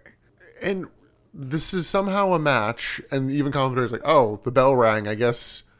They shit on the referee. Like, really? You're gonna treat this like a fucking match? Yeah, like, I didn't understand. Like, they called out the ref, and then they, like, rang the bell. And I'm like, how the hell is this a match? I agree calling out the ref. Like, no, this isn't a fucking... Who is this guy? He's not a contracted performer. So I don't remember what Randy Savage said, but I remember really turning on Eric Bischoff in this. Oh, yeah, we'll get to that, because Randy Savage does very little during this quote-unquote match, because almost immediately, he just, like, grabs the ref by the shoulder. He's like, hey, come over here, brother. We're going to have a little chat. Your line between Hogan and Savage impressions is so fine. Well, Savage also does do the brother thing. I know, Not but like as your much. impression is just, there is like a little bit of a difference, but it is such a thin line. Yeah, they're not terribly dissimilar. I mean, it's big, coked up 80s dudes. The difference is the strain. Yeah. So he just like grabs her up and just like, come over here. And just like, don't watch what the fuck's happening.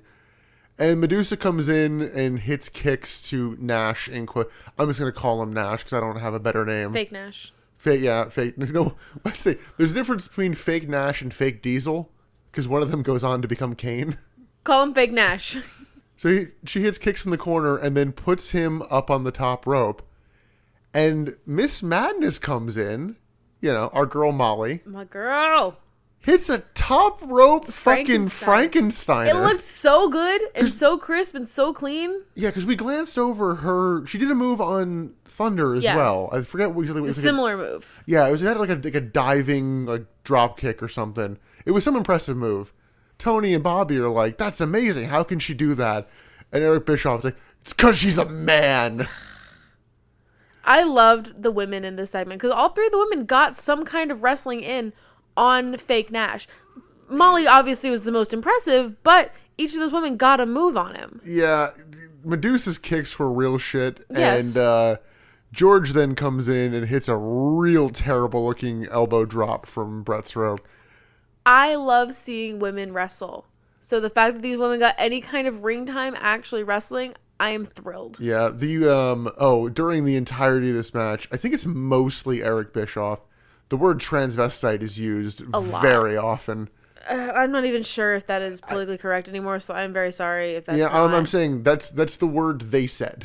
I don't know the correct terminology, but whatever he said, it was not. Yeah. It's not what we would say today. I'll put it this way: even if it's the right terminology, the venom behind it made it wrong. Made it bad. 'Cause I think he even calls Molly Holly that. He definitely calls Molly a man. I'm not sure if he implies that Molly is transgender. I don't know. Yeah. So. But it was just I was so disappointed in Eric Bischoff because he was starting to turn in my mind. Like, very slowly. It was like... Was he? A little bit. Like, since he started to come a new out... one last week. I probably did. But, like, just very slightly in my mind, I'm like, okay, I'm starting to respect you as more of a director, not so much as a character. Like, I can see where you are going as a person. And then this segment happens, and I'm like, oh, cool, you're a transphobe. Ugh. George hits that elbow drop and goes to leave the ring, and literally, as she's leaving the ring... Randy Savage is like, oh, yeah, just, ref, now you're going to turn around. She's still in the fucking ring. I'll harp on this a little bit at the end, but yeah, it was some really bad reffing. Oh, yeah, didn't one of them do the quote-unquote outlawed move? Well, yeah, so Randy Savage then gets fake Nash in a powerbomb position, or at least, like, the first half of it, and doesn't, like, do the full lift, and does, like, the whole, like, jackknife putting the cigarette kind of out thing that Kevin Nash has done on like a rare occasion, but like it's a Kevin Nash taunt. And then releases him from the powerbomb thing and hits a scoop slam. Goes up top and hits the elbow drop, which has been banned. Remember that whole unhinged segment earlier? Yeah, that move was banned. Yeah, but the ref doesn't care, I guess? I don't know. Honestly, you know how you could have solved this? Have Gorgeous George be the ref. Yeah, screwy ref. No, not even screwy ref. It's not even a real match. It's just George. It's they have this whole performance because then it's not a real WCW official calling this match. That like, why is it even happening? Just have it be self-indulgent, you know? True. And that way, he did the elbow drop, but it wasn't during an actual match. Because technically, they even say it's banned when George does it. Yeah, they mention it. That's like the quote-unquote, they say that they call it the outlawed move. Yeah, so Savage gets the pin, and they pose with the fake WCW title that fake Nash came out with. We didn't even mention that when it came out. Oh, yeah, he has a fake title. Yeah, this was a cringy segment, and honestly, among a lot of the things that upset me about it, the officiating was up there. Because I'm like, how are you just going to have a chat with Randy Savage for 5 fucking minutes, turn around and call the match? Just like... So, man, how's your day going? What are your plans for after the show? You want to go grab a drink? You want to, like... There's an Applebee's across the street. You want to go, like... Yeah, 2 for $20? This did not make me want to see Savage versus Nash at all. No. I feel like I've already seen it. I'm over it. And I haven't seen it yet. I feel like I've seen it, but I haven't. We then get the Nitro girls trying a new dance. And you can tell it's a new dance. So, our favorite Nitro girl is Spice. And she's great. She is very on point. She's spicy. I'm pretty sure she's the choreographer because she seems to be the only person in that ring that feels confident in the choreography. Yeah. Everyone else is just kind of like marking it and like trying to go with the flow and like trying to match and keep up, but they don't. It's sloppy. But Spice looks great. Yeah. Go from that to clips from Thunder of Savage trying to injure Buff Bagwell's neck, which leads into Buff Bagwell versus Bobby Eaton. And they mentioned this is Bobby Eaton's return to television. Yeah, because even during the thing, it's like, is Bobby even still with the company? It's like, yeah. And did you notice the main focus during Buff Bagwell's entrance from commentary? No. Fucking Jesse Ventura. He's an asshole. He's oh yeah, he's right to be in politics because he's a fucking liar. Oh, I hate him. It's like, what the fuck? They were just ripping on him for no reason. He's not here. He's not part of this. Like, why are we ripping on Jesse Ventura now? I don't Like, I don't know his politics. Maybe he does suck, but like, why are we doing this right now? I think at this point he is governor of Minnesota, so yeah, because he comes into SummerSlam '99 as governor and he's special ref at that event. So Cheers, governor. I don't know why the Venom suddenly happened. Because also, Canyon just came back from filming like a TV movie about like the life, either about the life of Jesse Ventura or the movie was co-starring Jesse Ventura. Oh, really? Yeah, it's like, what the... I don't get it. Yeah, I don't know. I did catch that. I thought you were talking about like the camera's focus. I thought they were like zooming in on a woman or something. No, there's... Do you have any notes for this match? Not really. Yeah. I said my mind is wandering during this match. Buff wins with a Brett's Rope blockbuster. Yeah. Gets the pin. He is Buff. He is the stuff. This was nothing. Never forget. He is the stuff. Honestly, I actually...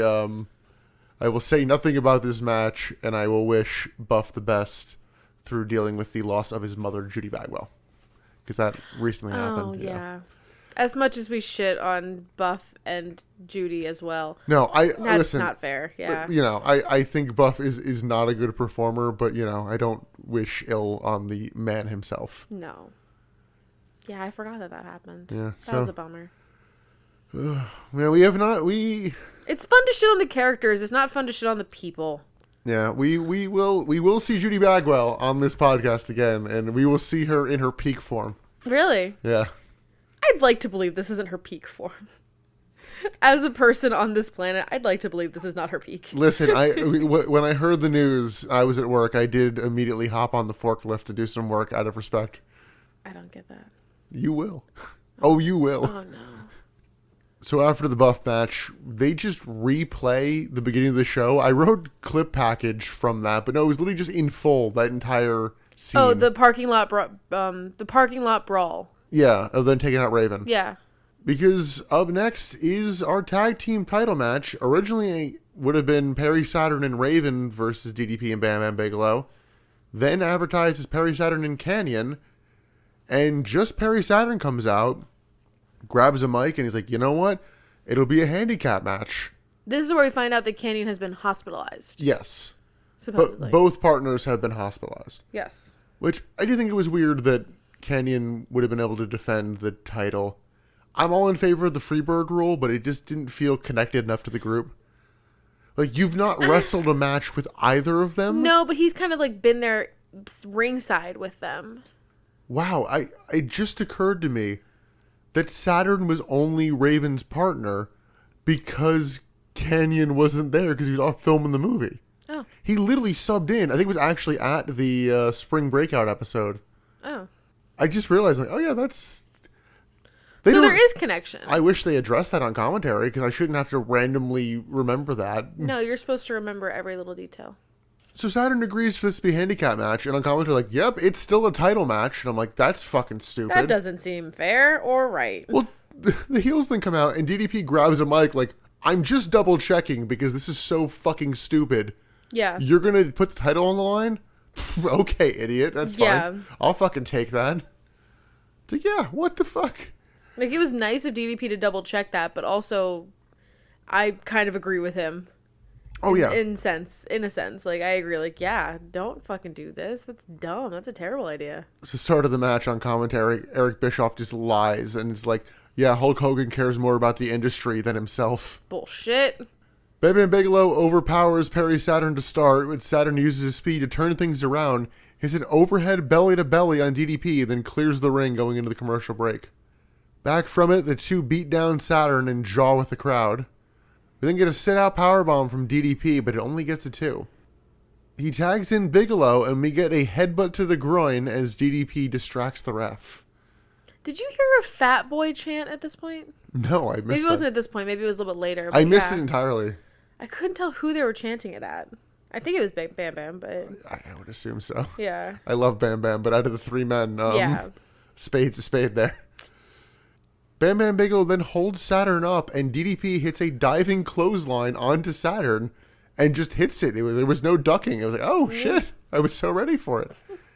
Bam Bam Bigelow misses a diving headbutt, and Saturn starts his comeback, including countering a diamond cutter and pushes DDP into Bam Bam Bigelow on the ropes. Then we get a Death Valley driver to DDP with a weird kick out. Like, it is literally at like 2.99. Yeah, that was close. But it really felt like Bam Bam Bigelow was supposed to break it up and didn't get there. Yeah, you said that after I audibly reacted. You're like, I think Bam Bam just botched.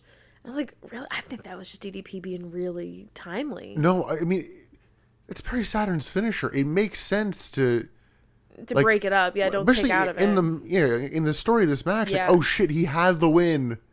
No, he didn't, because he kicked out. So there's no drama there. No, you're right. Well, then Saturn goes for a Death Valley driver onto Bam Bam Bigelow, and he kind of hits it. Yeah, that was the only like low point of like up to this point for this match for me. It was like I don't know what you were going for. Like, what did you think was going to happen there? Like, that was sloppy.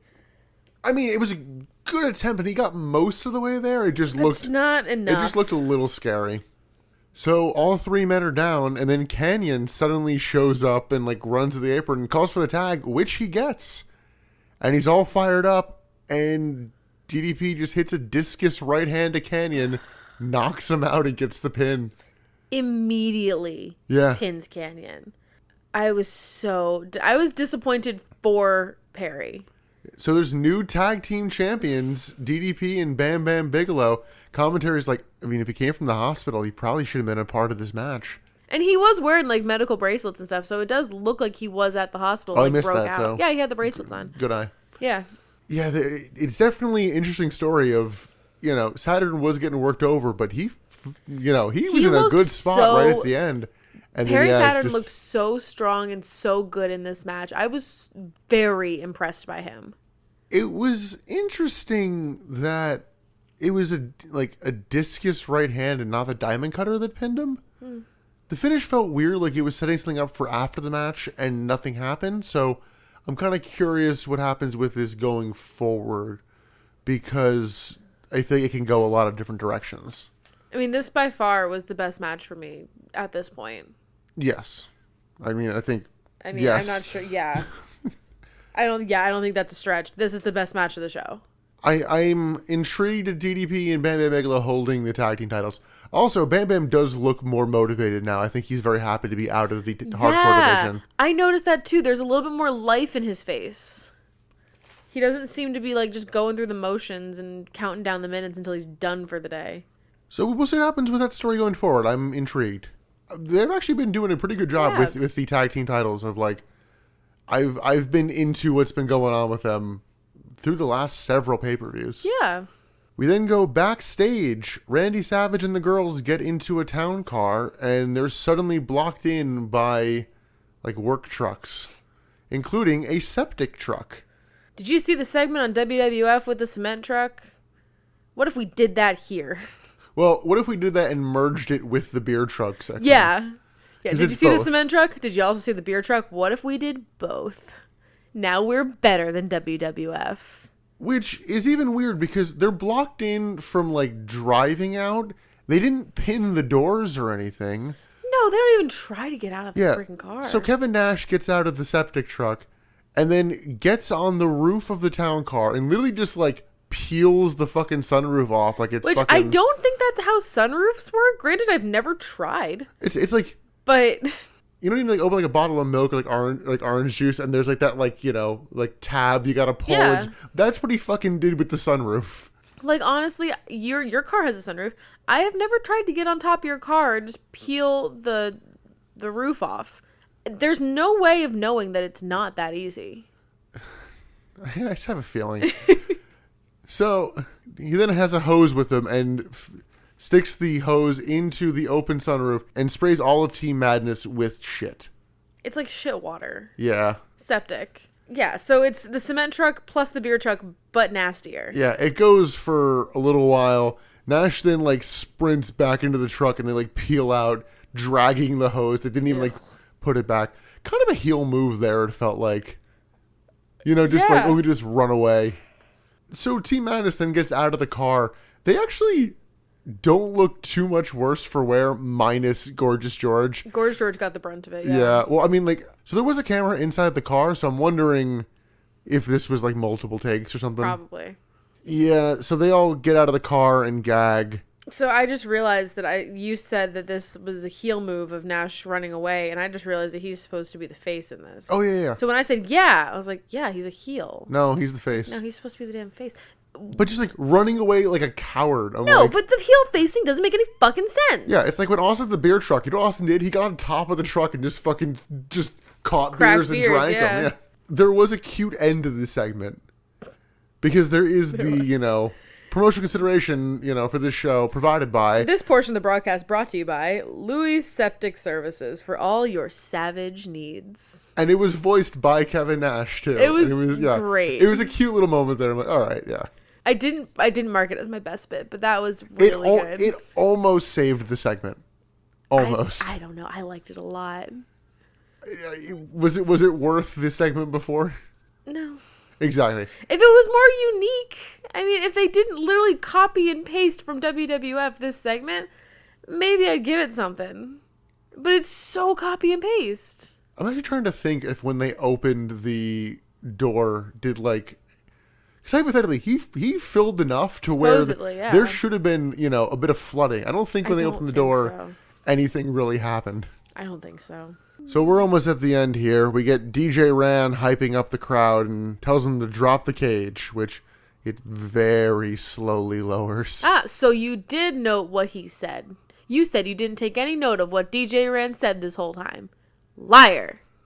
There is a lid on the cage, which I found a little interesting. And it did feel low. It is low.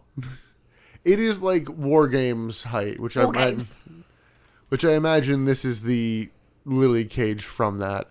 We then get a clip from last week of the monster truck again, just in case we have any final notes on that. In case you forgot. Yeah, There's a monster truck. Yeah, Lex Luger not here tonight. No.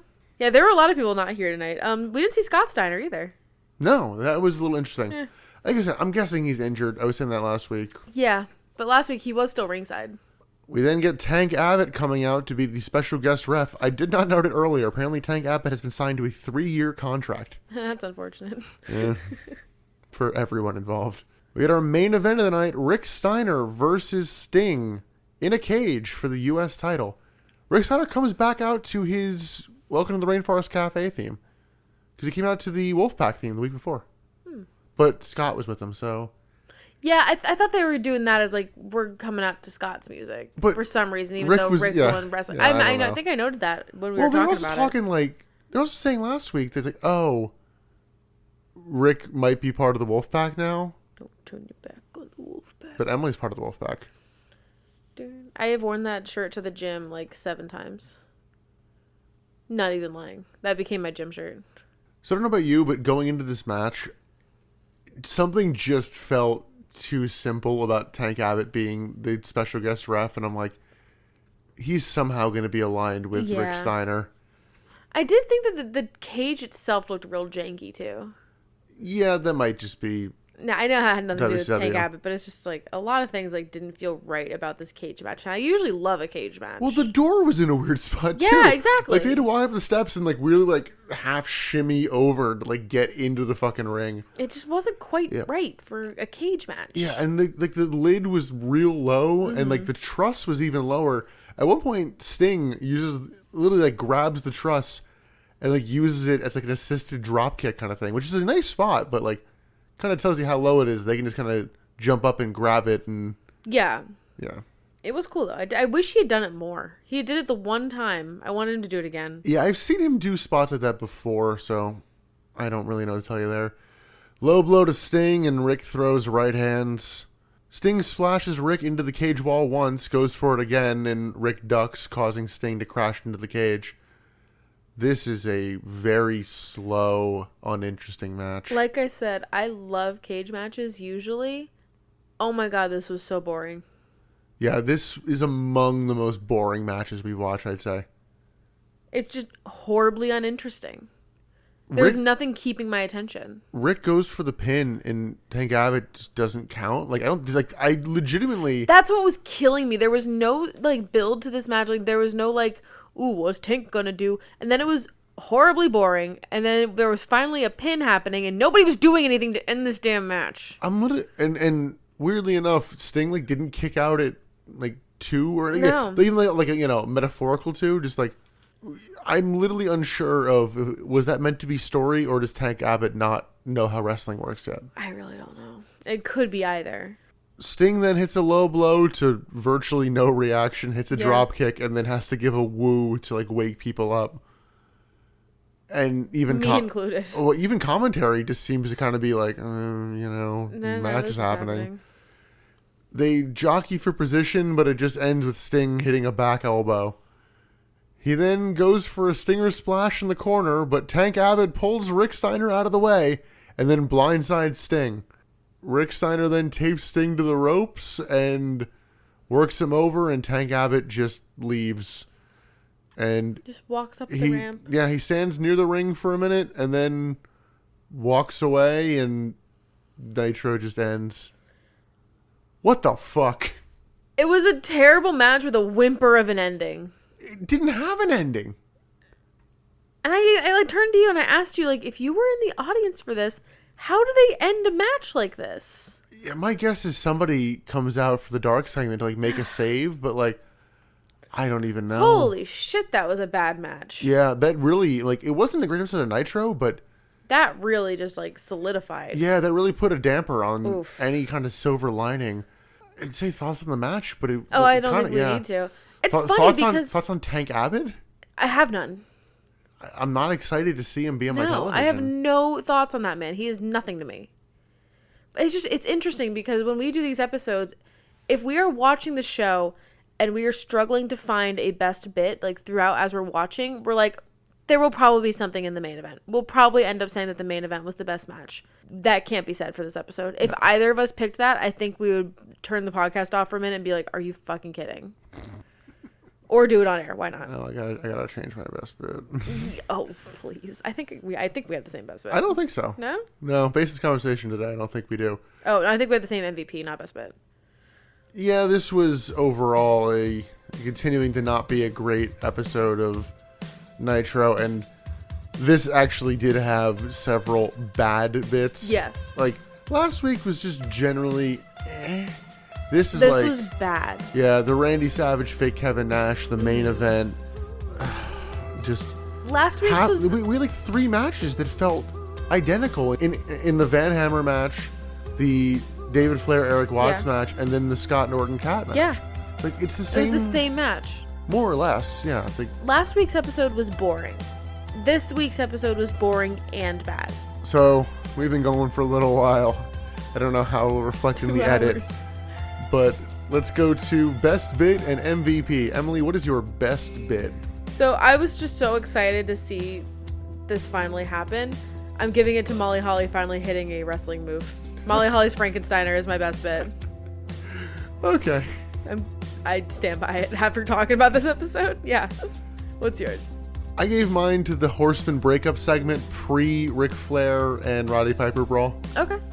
I did like it, and it's telling an interesting story, and it's telling a logical story. This is the Dean Malenko in the ring? Yes. Okay, yeah, I see this. So, that's mine. I'll take it. Pre-random, overly long brawl. What do you got for MVP? Oh, I gave it to Perry Saturn, hands down. Okay. I think both of us have to give an honorable mention to the handicap match. Yeah. Or the first 99% of the handicap match. Perry Saturn was so impressive to me, and he held his own, and he looked good. Canyon ruined it, but it was a good showing from Perry, and I hands down my MVP. I'll give him an honorable mention. Who's yours? I'm doubling down on my best bit segment. I'm giving it to Dean Malenko. Did you give to Dean Malenko last week? No, you did. I gave mine to Kidman, and you were like, "What the fuck? Kidman? Who are we?" Yeah, real bizarre world last week where you give yours to Dean Malenko, I give mine to Kidman. Yeah, I think Dean, it's his story. Listen, he made it to the ring from the PTA meeting this time. He had time to get in the ring and do something. I mean, he didn't even wrestle. He wasn't even part of the brawl. He just had time to talk. He talked. But this is Dean's story. Ric Flair is involved in a lot of shit. Yeah. And Dean is getting me excited for his story. Okay. Yeah. I am worried it's not going to go anywhere because I know this man leaves in January because he's underutilized. So I'm like, shit. But you know what? I don't know that it goes to nothing. There's hope. So you're saying there's a chance. There might be some kind of chance. And there's a very strong chance you'll see us next time when we review the June 7th, 1999 Monday Nitro. It's the go-home before Great American Bash. We have 2 matches. I'm assuming that tag match that we saw tonight is happening. Yeah. And we'll have to figure out what's going to happen on the road to the Great American Bash, which will be the episode after that. Woo. Follow more. Until then, you can follow us on Twitter and Instagram at ButtsInThePod, and also find us on Facebook, Butts in the Seats Podcast. Additionally, subscribe to us on You can rattle them off. You can do this. Spotify, Apple Podcasts, Google Podcasts, Amazon Podcasts, and Stitcher. Proud of you. Any closing thoughts? I'm tired. Like, mentally, physically, emotionally, after talking about this again. Yeah, I really wish we had an Owen Hart match to review at the know. start of Last this. week really helped with that. Let's start doing that. Just like a random, unrelated match. Good match. Just like, get in the mood. Palate cleanser. Well, until next time, where hopefully it'll be a better Nitro, I'm Nick. I'm Emily. And thanks for listening to the Butts in the Seats podcast.